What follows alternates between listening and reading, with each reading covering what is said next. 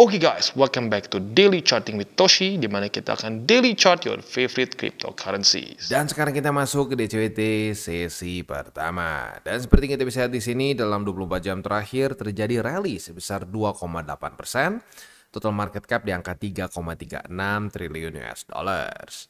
Nah, untuk BTC sendiri overall kemarin doing good ya, doing good. Dia berhasil reclaim, daily close di atas dari 102.938. Dan juga bahkan dia sempat retest kedua di angka 104.828. Artinya udah dapat posisi short nih ya. Nah, ya sekali lagi ya, overall doing good, berhasil menyelesaikan lagi PR-nya hari ini, yaitu bertahan di atas dari 100.000. Ya harapan gua sih sekarang kan udah reclaim nih ya, semoga 102.000 lebih 938 ini bisa menjadi support ya. Sekarang mulai menjadi support dan BTC bisa mulai konsolidasi di sini ya. Itu best case scenario-nya. Ya kalau sampai jebol lagi dan retest ke 101.000 sih sebenarnya nggak apa-apa ya. Tapi ya kalau bisa, ya intinya sih ini main goal-nya adalah jangan sampai daily close di bawah dari 100.000. Karena seperti yang kita bisa lihat di sini, saat BTC sudah kehilangan 100.000, mulai daily close di bawah dari 100.000, apa yang terjadi? Dia lanjut membuat lower low, begitu. Itu statistiknya yang sudah terjadi 2 kali sebelumnya, di Desember dan di Januari, begitu ya. Maka ya semoga kita bisa bertahan selama mungkin di sini. Nggak apa-apa konsolidasi ya, konsolidasi di atas dari 100.000. Dan kalau bisa nanti saat dijemput oleh MA20 berhasil naik, begitu ya. Dan menurut gua sekarang yang menjadi main inilah mungkin ya, kalau kita nonton film tuh mungkin main villainnya nih ya, musuh utama kita adalah 106.238. Karena kita bisa di sini ya, sebelumnya dia sudah sempat membuat double top di sini ya. Ya semoga kali ini berbeda, semoga momentumnya lebih besar ya. Dan ya sebenarnya kita bisa berharap juga sih ada trigger secara dari fundamentalnya juga begitu ya. Ya semoga ya data-data inflasi membaik. Dan ngomongin soal data inflasi ya, kemarin data CPI membaik dan tentunya ya gini ya. Kadang-kadang mungkin masih ada yang bingung nih, Bang, membaik apanya Bang, bukannya merah? Ya ini merah, worse than expected itu untuk siapa? Untuk dolar. Karena seperti yang lo bisa lihat, dia lebih rendah dibandingkan dengan harga ekspektasi dan juga lebih rendah dibandingkan dengan, bukan harga lebih tepatnya, angka ya, angka ekspektasi dan juga lebih rendah daripada angka sebelumnya. Artinya apa? Artinya ya CPI-nya atau data inflasinya ini mulai turun lagi. Begitu. Nah kenapa ini bagus? Karena kita udah sering bahas ya sebenarnya, tapi nggak apa, kita ulang lagi. Jadi ya, alasan kenapa The Fed tidak menurunkan suku bunga bank dan ya cenderung ngendet lah untuk balance sheet-nya, ditambahnya dikit-dikit cenderung masih QT gitu, adalah karena ya lu bisa lihat sendiri statement dari The Fed yang menyatakan bahwa masih ada resiko inflasi. Terus dibilangin ya, dari FOMC ke FOMC lagi ya, ada resiko resesi, ya, ada resiko inflasi, bukan resesi tapi resiko inflasi ya. Nah, tapi faktanya data inflasi turun terus. Lo bisa lihat CPI ya, itu basically ya dari bulan April ya, dari bulan April sampai ke sekarang turun lagi ya. Dan bahkan kalau lo mau cek ya, itu terus turun dari Maret, April, Mei, selalu lebih rendah dibandingkan dengan forecast dan tentunya lebih rendah juga dibandingkan dengan data sebelumnya ya. Dan by the way, jangan lupa bahwa target dari inflasi The Fed itu di 2%-an dan sekarang udah basically di 2%-an. Begitu ya. Dengan data inflasi yang terus turun seperti ini ya, walaupun masih ini baru satu ya, nanti akan ada PPI, PCE ya. Nah, kalau sampai tiga-tiganya semuanya cenderung merah ya untuk indeks dolar alias lebih rendah dibandingkan forecast, lebih rendah juga dibandingkan data sebelumnya. Nah, itu akan semakin menekan The Fed untuk melakukan minimal pemberhentian QT dan mulai menurunkan lagi interest rate. Begitu. Ya mungkin triggernya satu lagi lah ya, selain data inflasi yang terus turun ya, CPI, PPI, PCE ya, yang kita butuhkan lagi adalah mungkin pengangguran yang mulai meningkat. Nah, udah deh, kalau itu kejadian pasti Trump akan bacotnya akan sangat kencang ya. Itu si Jerome bakal terus dikritik gila-gilaan. Karena ya memang oke, menurut gue itu fair kalau sampai Jerome masih belum melakukan juga pemberhentian QT, masih interest rate masih terus tinggi, itu tanda tanya besar. Karena kan sudah jelas ya, itu kita sudah pelajari dari kita SMP lah ya, mengenai tugas dari bank sentral. Kalau sampai bank sentral tidak melakukan itu, tidak melakukan monetary policy yang lebih loose, itu akan menjadi tanda tanya besar dan mungkin akan dipertanyakan apakah ini permainan politik dari Jerome kalau sampai dia tidak mulai ya membuat policy yang lebih loose. Ya which is kalau saat itu loose akan membuat kripto lebih subur begitu ya, dan efeknya kerasa kan kemarin walaupun nggak langsung sih. Ini kan 7:30 ya, ada nge-lag-nya dulu berapa lama lah gitu ya. Nih di 7:30 kan di sini nih ya, 7:30 itu nggak langsung ngepam, malah sempat koreksi dulu and then baru boom lanjut lagi ke atas gitu ya. So overall now it's looking good ya. Looking good, even better dibandingkan dengan sebelum-sebelumnya. Sekali lagi yang kita harapkan adalah data-data inflasi selanjutnya juga merah hasilnya ya, dan lebih rendah dibandingkan dengan sebelumnya. Sekali lagi, ini kan CPI udah nih, berarti kita nunggu PPI dan PCE ya. Dan semoga nanti data penganggurannya juga, unemployment rate-nya juga akan mulai meningkat. Saat itu tiga-tiganya kejadian ya. Nah, itu akan harusnya membuat tekanan yang lebih lagi untuk Jerome untuk melakukan policy yang lebih loose begitu, yang lebih dovish dibandingkan dengan hawkish begitu. Kalau dia masih keep it hawkish ya, sekali lagi menurut gua Trump tidak akan tinggal diam, dia akan pasti ngebacot lagi urusan si Jerome. Pasti dia akan kritik besar-besaran lagi ya. Karena kemarin aja sudah mulai kritik kan. Dia sudah mengkritik lagi si Jerome, menyatakan bahwa ini gimana sih? US tuh selalu telat, dia bilang. China sudah cut rates ya, lalu Eropa sudah mulai cut rates berapa kali. Cuma kita yang belum begitu. Sementara data juga mendukung. Nah, jadi ini mulai brewing nih a perfect storm untuk kripto bisa dapat lagi extra liquidity. Ya, tapi baik lagi kita lihat sampai nanti data-data inflasi lainnya bagus atau enggak, sesuai harapan kita atau enggak ya. Next news, ini datang dari Dubai, di mana Dubai ya sekarang sepertinya akan kerjasama dengan Crypto.com untuk crypto payments. Dan gini bukan cuma crypto payments untuk orang-orang saja begitu ya, tapi untuk government services ya. Jadi sekarang pemerintahan sudah mulai menggunakan teknologi blockchain begitu ya, dan mulai kerjasama dengan exchangers ya. Nah, kita bisa di sini. Jadi setelah service ini goes live, individuals dan businesses juga bisa menjadi customers of the government ya. Dengan cara mereka bisa membayar services fee dan lain-lain lewat Crypto.com digital wallets ya. Dan ini akan di-convert ke dirham secara otomatis begitu ya. Nah, jadi lu bisa lihat ya berbagai macam exchangers mulai kerjasama dengan negara loh ya, bukan cuma institusi. Institusi juga udah gila ya. Nah, sekarang kerjasama dengan negara untuk bisa meleverage teknologi blockchain, begitu ya. Nah, ini dia adopsi yang kita butuhkan in the long termnya gitu ya. Buat the long runnya kita butuh yang seperti ini, dimana bukan cuma diadopsi cuma buat cari cuan, tapi diadopsi teknologinya, begitu. Nah, saat itu terjadi sama seperti dulu saham ya, saham-saham yang berhubungan dengan internet. Zaman dulu juga sama, bisa dibilang fenomena .com bubble itu sangat mirip seperti kripto, di mana banyak sekali perusahaan-perusahaan yang belakangnya .com yang berhubungan dengan internet itu ya sebenarnya banyaknya ampas, nggak ada gunanya begitu. Nah, tapi at the end of the day pattern yang sama mulai terjadi nih dengan dunia kripto, di mana orang-orang mulai mengadopsi kripto itu karena manfaat teknologinya, karena kemudahan teknologinya. Sama seperti ya kita sekarang ya, mungkin buat lu yang masih sangat muda begitu ya, yang generasi alpha, generasi beta apalagi ya, kalau beta mungkin belum, sekarang masih bingung ya, tapi ya generasi alpha dan beta itu mungkin dia benar-benar sama sekali melihat masa-masa sebelum internet itu sebagai masa-masa yang wow sangat lama begitu, mereka sangat asing, tidak ada internet begitu. Nah, sementara mungkin ya orang-orang Gen Z Gen Z awal atau milenial tengah sampai akhir itu merasakan transisinya begitu, dan merasakan kemudahan yang diberikan oleh internet begitu ya. Nah, nanti mungkin generasi selanjutnya, generasi beta sekarang nanti akan melihat transisi di mana kripto ini akan membantu kehidupan kita secara ya mungkin seperti kayak dulu internet membantu kita untuk lebih mudah hidup begitu. Contohnya apalagi untuk payments begitu, dan bukan cuma sekedar mempermudah tapi membuat lebih secure lagi begitu ya. Ya, tapi baik lagi sih.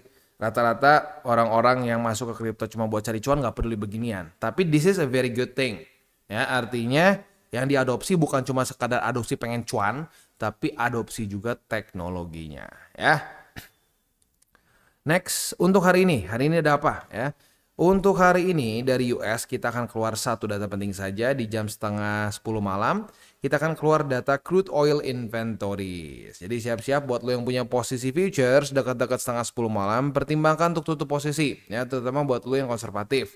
Buat yang agresif minimal pasang SL. Ya. Oke, balik lagi ke chart. Untuk ke chart, ya sekali lagi ya, di daily dan di weekly, harapan gue adalah bisa tetap weekly close secara konsisten di atas dari 100.000 gitu ya. Dan untuk di weekly-nya, Bang, ini kita udah mulai overheated nggak sih Bang? Ya sebenarnya ada kecenderungan seperti itu ya, karena kita sudah masuk minggu ke 1, 2, 3, 4, 5 ini. Udah 5 minggu berturut-turut bullish candle begitu ya. Nah, tapi kalau kita mau tarik ke belakangnya pun sebenarnya pernah ada yang lebih juga kayak di sini nih. 1, 2, 3, 4, 5, 6, 7, 8 ya, 8 candle begitu. Dan nggak harus ngedam juga gini. Kadang-kadang orang berpikir bahwa oh kalau udah ngepam berapa lama itu harus ngedam. Nggak juga sebenarnya, bisa konsolidasi seperti di sini. Ini ngepam nggak main-main loh. Lo cek nih ya dari weekly candle pertamanya sampai di sini.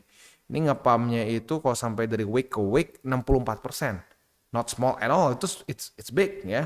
Tapi sekali lagi nggak perlu ngedam, bisa saja konsolidasi begitu ya. Nah, jadi kita jangan sampai juga berpikir kalau abis ngepam harus ngedam, nggak juga begitu ya. Kayak contoh di sini aja, menurut gue ya, kalau kita nggak kena urusan tarif mungkin nggak akan sampai ngedam begini. Nah, kalau lo perhatiin kan sebelumnya kita masih bisa nih ketahan sama BSB ya.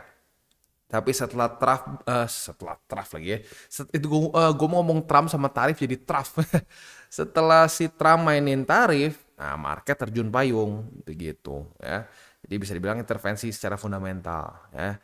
Ya udah gitu aja sih ya. Jadi mungkin gue lebih mengingatkan jangan sampai kalian FOMO, itu udah jelas jangan sampai FOMO ya. Tetap belinya di support saja, jangan dipaksakan di resisten. Dan yang kedua, jangan juga jadi dukun ya, jangan juga bakar menyan. Wah, ini sebentar lagi kripto akan ngedam karena abis ngepam pasti ngedam.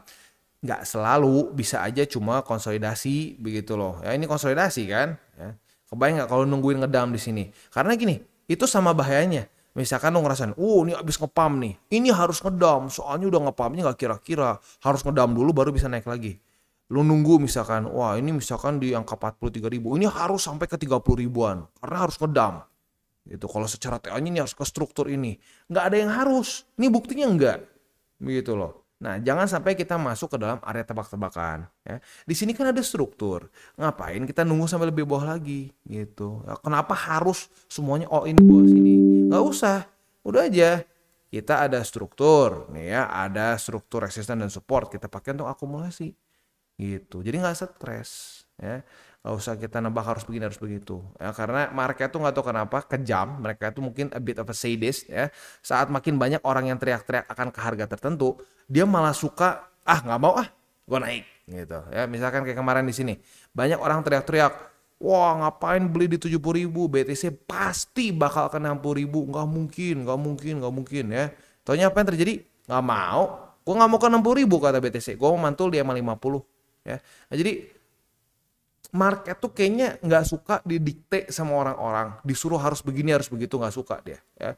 Dia ngasih tahu dia sukanya apa, gitu. Dia ngasih tahu ya MA50 di post halving year, gitu. Itu yang menjadi support yang kuat. Kalau udah nembus dia udah males, gitu. Itu pertanda yang udah dia kasih dari cycle ke cycle. Ya, lu bisa tarik terus statistik itu sampai ke 2012 ya, 2012 di mana itu adalah halving pertama dia begitu di sini nih ya.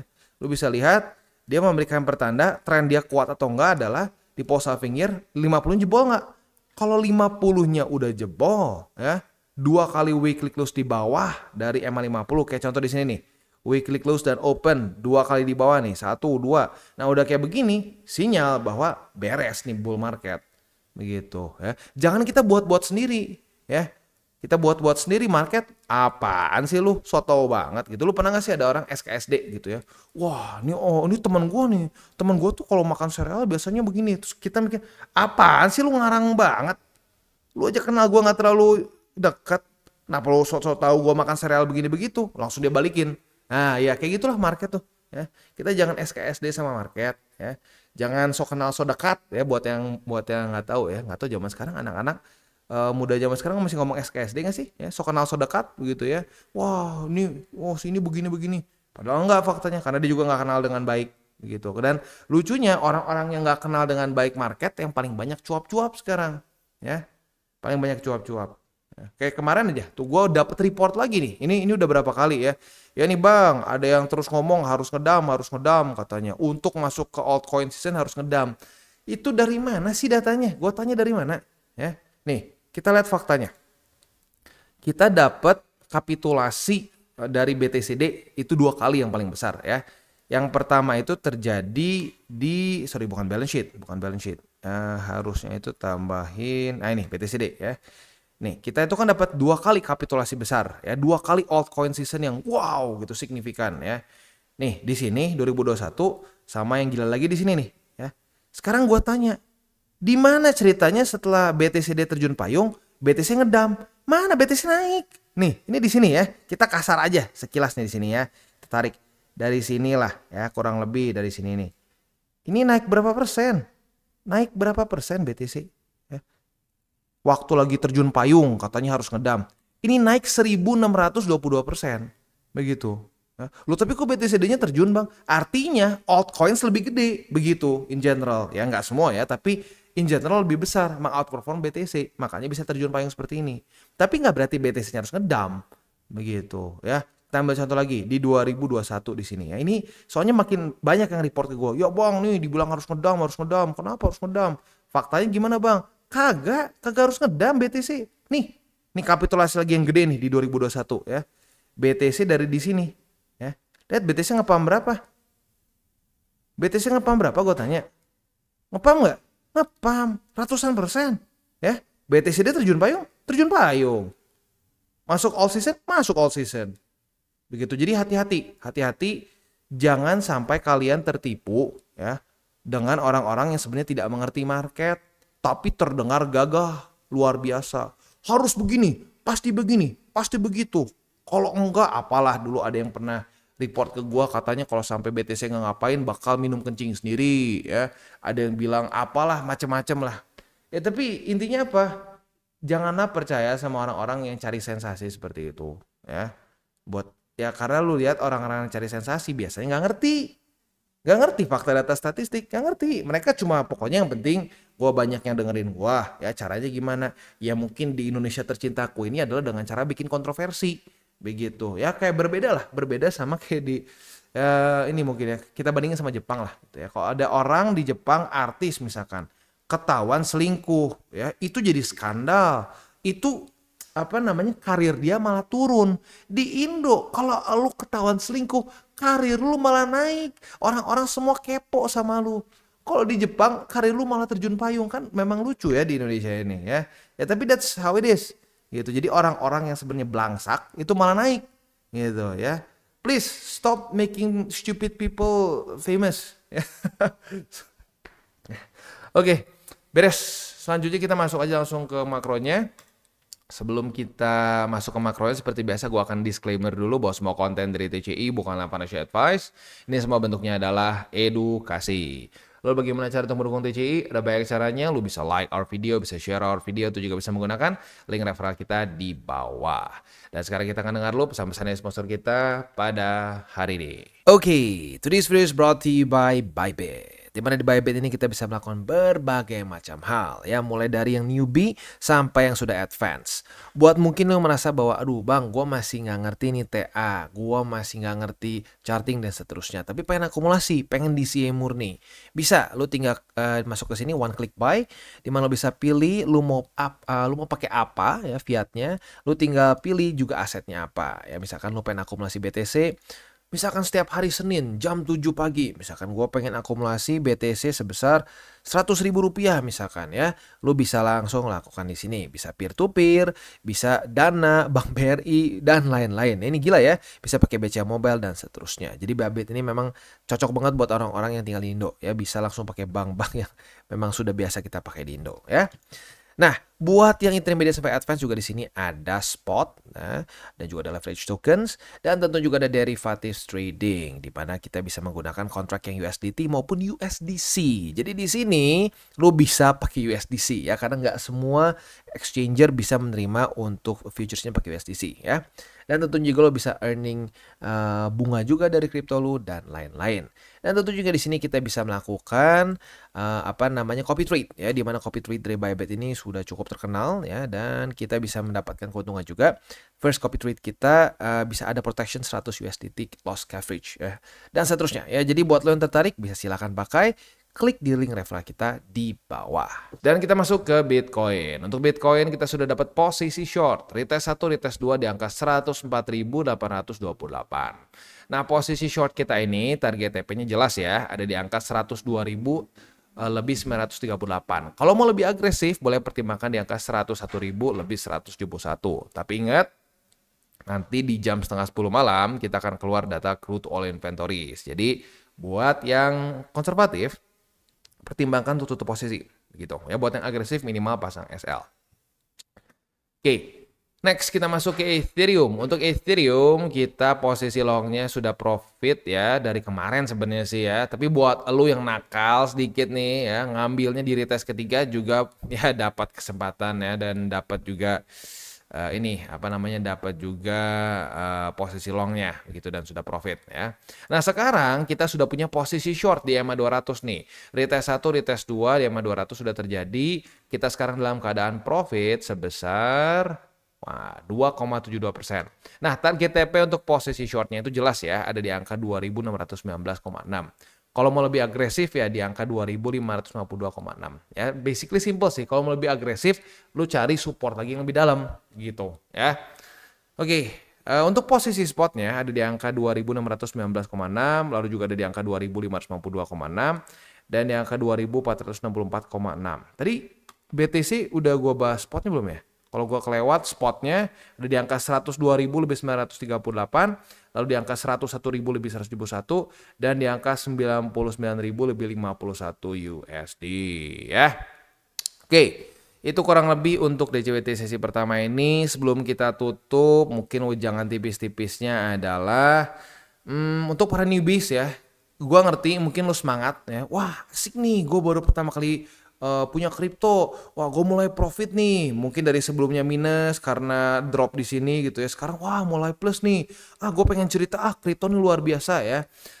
Menurut gue jangan ya. Kenapa? Karena ya di Indonesia ini rata-rata orang melihat kripto itu masih seperti judi begitu, dan sebenarnya nggak salah. Kenapa banyak orang melihat seperti itu? Karena banyaknya orang-orang di Indo memang nge-treat kripto itu seperti judi begitu. Wah, gue masuk di sini aja siapa tahu naik jadi berapa juta, jadi berapa puluh juta, modal ratusan ribu pengen jadi jutaan gitu kan. Itu kedengarannya kayak apa? Itu bukan kedengaran kayak investasi kan, seperti itu ya.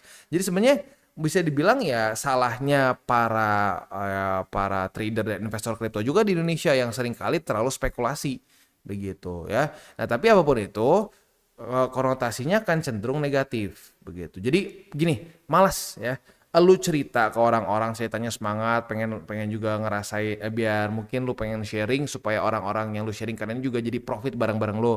Tapi jangan kaget, rata-rata itu akan cenderung negatif. Mereka akan bilang, wah judi tuh nggak jelas, kripto tuh scam, bla bla bla bla bla. Padahal nggak ngerti begitu ya. Nah, itu yang menyebalkannya apa? Orang-orang yang sama yang bilang kripto tuh scam dan lain-lain, yang nggak ngerti itu tapi bacotnya gede, saat tahu market naik, saat nanti dengar di berita, wah BTC new all time high ya, lalu altcoin season, dan ya kalau mungkin mereka nggak ngerti lah altcoin season ya, mungkin nggak dengar BTC ngepam, itu orang-orang yang sama yang tadinya ngejek-ngejekin lo, dibilang lu judi dan lain-lain, nanti bisa dengan tidak tahu malunya tiba-tiba bro kan kripto naik nih bro, pinjam dulu 100 dong bro, ayolah bro, kan ceritanya kita friend nih, ayo dong berbagi berbagi rezeki katanya ya.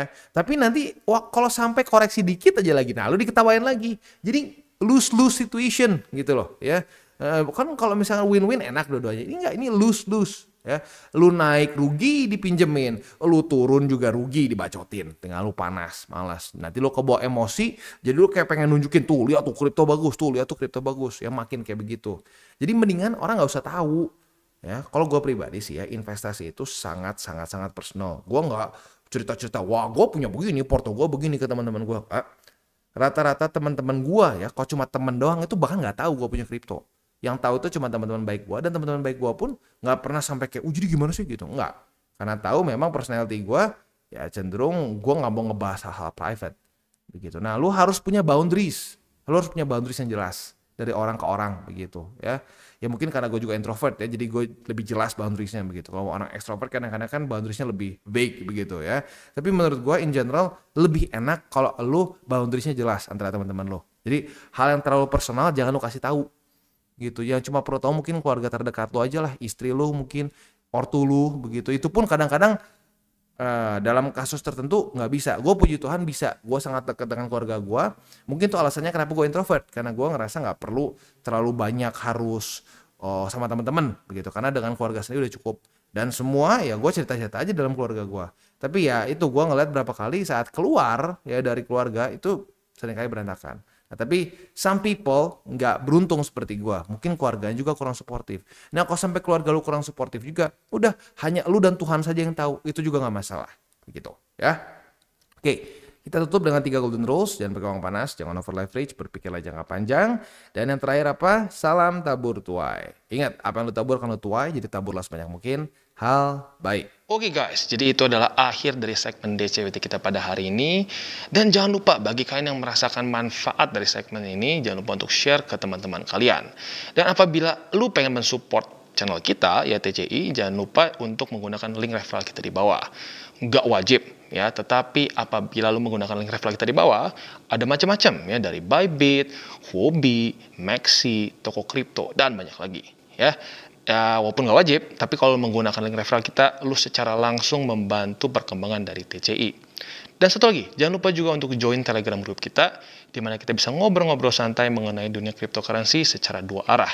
So, jangan lupa untuk like, subscribe, klik the bell icon, and see you on the next video.